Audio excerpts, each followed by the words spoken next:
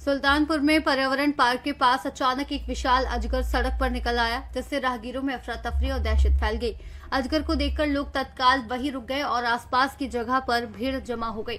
कुछ लोग डर के कारण दूरी बनाए रखे, जबकि कई रोमांचित राहगीर अपने मोबाइल से अजगर का वीडियो बनाने में जुट गए। इस वजह से आवागमन कुछ समय के लिए प्रभावित हुआ। सूचना मिलने पर वन विभाग की टीम तुरंत मौके पर पहुंची और अजगर को सुरक्षित ढंग से पकड़कर जंगल में छोड़ने की कार्रवाई की। स्थानीय लोगों ने प्रशासन से ऐसी घटनाओं में सतर्कता और सुरक्षा उपाय बढ़ाने की मांग की, ताकि भविष्य में कोई हादसा न हो। सुल्तानपुर से सी न्यूज संवाददाता दिनेश सिंह अग्निवंशी की रिपोर्ट।